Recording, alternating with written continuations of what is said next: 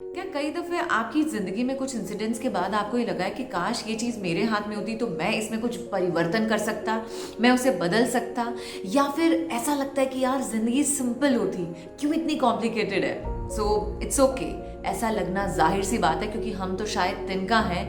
हमारे जिंदगी में, हमारे देश में कई ऐसे बड़ी शख्सियत हुए हैं जिनको ऐसा लगा है कि हमारे कानून में कुछ बदलाव होता और उन्होंने उसके लिए बहुत काम भी किया है।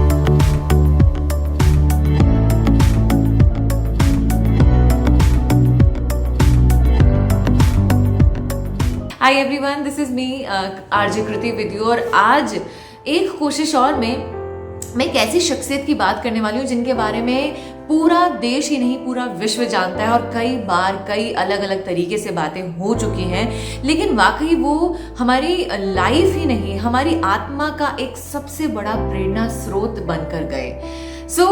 उनकी जिंदगी के बारे में थोड़ा सा ब्रीफ देने के बाद मैं उनकी उपलब्धियों पे आऊंगी, क्योंकि आप पहचान जाएंगे।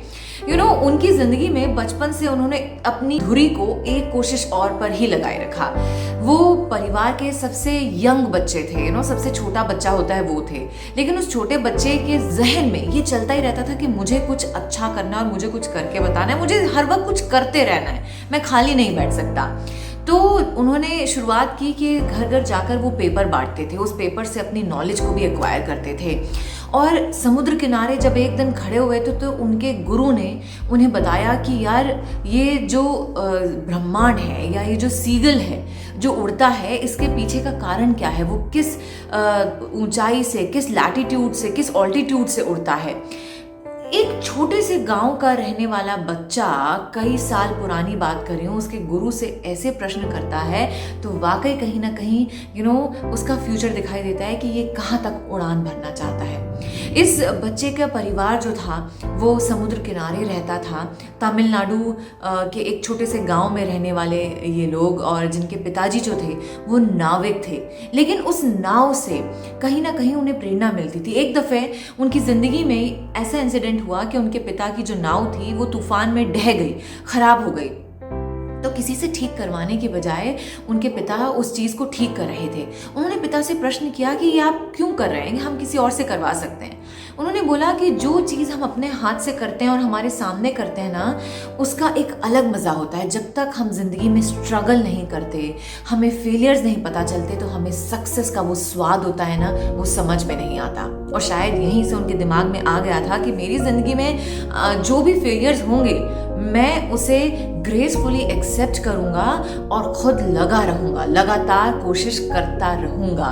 उनकी जीजा उनके सबसे अच्छे दोस्त होते थे और उन्होंने ही उन्हें बताया था कि इस पृथ्वी, इस विश्व से आगे, इस ब्रह्मांड में कई ऐसी चीज़ें हैं, कई ऐसे राज हैं जो हमें खोजने हैं, जिनके बारे में हमें पता ही नहीं है। और ऐसी बातें करते करते कब वो बच्चा जो है अपनी ग्रेजुएशन के बाद एरोनॉटिकल इंजीनियरिंग में पहुंच गया, कहा नहीं जा सकता। माँ के कंगन को जरिया बनाया गया कि ये बच्चा जो है इस चीज़ को समझे, आगे पढ़ाई कर सके। पढ़ाई में चैलेंजेस आए, उन्हें स्कॉलरशिप मिली थी और स्कॉलरशिप दाव पर लगने वाली थी एक दफ़े, जब उनके प्रोफेसर ने कहा कि तुम्हें 3 दिन में अपना ये प्रोजेक्ट करना है। एक ऐसा प्रोजेक्ट जो बहुत टेक्निकल था, बहुत ज़्यादा उसमें चैलेंजेस थे, लेकिन उस व्यक्ति ने उसको एक्सेप्ट करते हुए 3 दिन में कंप्लीट किया। आप सही समझे हैं। ज़्यादा इस चीज़ को ना बढ़ाते हुए मैं बता दूं कि आज मैं हमारे देश के 11वें राष्ट्रपति रहे डॉक्टर APJ अब्दुल कलाम साहब के बारे में बात करने वाली हूँ। उनकी उपलब्धियाँ इतनी हैं कि हर जगह उनके बारे में बात की गई है, लेकिन उनकी जो एक खास बात है जो शायद हम सबको प्रेरित करती है कि वो अपनी ज़िंदगी में टीचर बने रहना चाहते थे। वो हर किसी को अपना गुरु मानते थे। एक छोटे से बच्चे से लेकर उनकी ज़िंदगी में जो जो व्यक्ति आया उसे उन्होंने अपना गुरु माना है। और वो यही कहते थे कि मुझे एक पहचान चाहिए तो एक गुरु के रूप में चाहिए। मैं नहीं चाहता कि मेरी ज़िंदगी में लोग मुझे बड़े बड़े नामों से जाने, बस मुझे अपना गुरु माने, मैं ऐसे काम कर जाऊँ। और वाकई उन्होंने ऐसे काम किए। जब वो SLV लॉन्च कर रहे थे तो पहली दफ़े उन्हें हार हासिल हुई और पूरी मीडिया का एक प्रेशर बन गया कि यार इतने करोड़ों रुपए बर्बाद कर दिए गए, कैसे हम देश को आगे बढ़ा लेंगे। तो उस चीज़ को उन्होंने चैलेंज लिया और 1 साल के अंदर अपना मिशन जो है कामयाब किया और सक्सेसफुल हुए। एंड तभी के बाद से उन्हें मिसाइल मैन कहा जाने लगा। एक दफ़े एक जगह ब्यौरा कर रहे थे, गए वहाँ पर, तो उन्होंने देखा कि यार हमारे जो हार्ट है, हार्ट के इलाज के लिए, दिल के इलाज के लिए जो स्टेंट आते हैं वो बड़े महंगे पड़ते हैं, तो क्यों ना वो स्टील यूज़ किया जाए जो मिसाइल्स में यूज़ किया जाता है। और उन्होंने वही किया और उसकी कीमत बहुत ना के बराबर कर दी।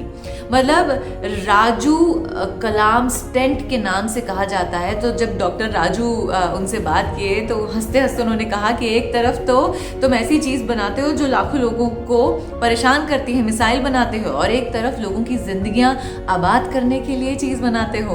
तो उन्होंने यही कहा था कि मैं लगातार कुछ ना कुछ करते रहना चाहता हूँ, और शायद हमारी लाइफ में ना यही मैटर करता है। कई बार कई ऐसे पड़ाव आते हैं कि हमें लगता है कि यार बस हो गया, अब मैं कितना आगे बढ़ूंगा, यहाँ से लेके यहाँ तक का रास्ता है, हम इतना तय कर चुके हैं, इतना बाकी, और यहीं हार मानने लग जाते हैं कि शायद अब मुझसे नहीं हो पाएगा, ये मेरी किस्मत में नहीं है, मैं अब कोशिश नहीं कर सकता हूँ। लेकिन आपको हर दिन के साथ वो हर एक कोशिश करनी है कि आज शायद वो दिन होगा जब मुझे जीत हासिल होगी। और यही चीज़ है जो जो स्पेशल लोग होते हैं उन्हें उस भीड़ से अलग खड़ा कर देती है। और कलाम साहब शायद इसीलिए भीड़ से अलग खड़े हुए। एक किस्सा उनका बड़ा ब्यूटीफुल है जो उनकी सिंप्लिसिटी को बयान करता है, और जो कि आज की तारीख में सबसे ज़्यादा हमारी ज़िंदगी में ज़रूरत है। वो ये कि जब वो राष्ट्रपति बन गए और जब शपथ समारोह था, उनके कुछ रिलेटिव्स आए, तो एक राष्ट्रपति क्या नहीं कर सकता था, लेकिन उन्होंने अपनी एक छोटी सी गाड़ी लेने को भेजी अपने उन रिश्तेदारों को, और उन्हें उस भीड़ के साथ ही बिठाया गया।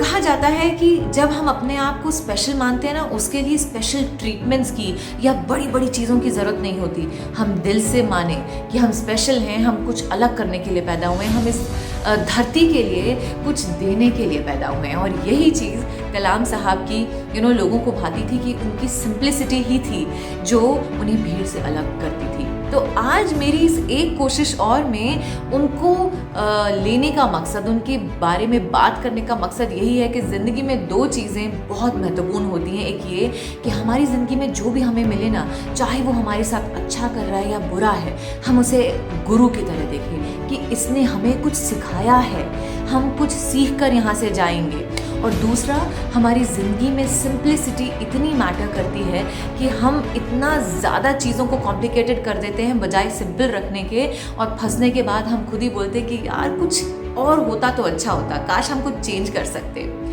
कलाम साहब ने भी अपने आखिर तक वो यही करते रहे कि ये जो कानून में डेथ सेंटेंसेस का लॉ है, क्लॉज हैं, उनको चेंज करना चाहते थे, क्योंकि उनका दिल गवारा नहीं करता कि किसी को मौत की सज़ा सुनाई जाए।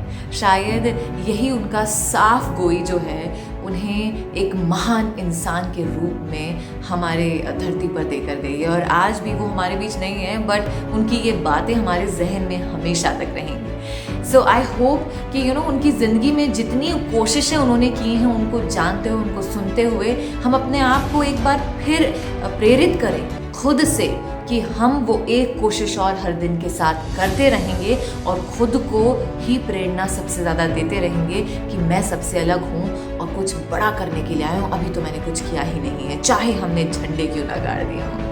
सो ऐसे और वीडियोस आप मेरे YouTube चैनल पर जाकर देख सकते हैं। सो उसे सब्सक्राइब करें, वीडियोस को लाइक और ज़्यादा से ज़्यादा लोगों तक पहुंचाएं, क्योंकि आपको नहीं मालूम कि कहाँ किसी की ज़िंदगी में एक छोटी सी आशा एक बड़ी प्रेरणा बन सकती है, ताकि वो एक कोशिश और कर सके। नमस्कार।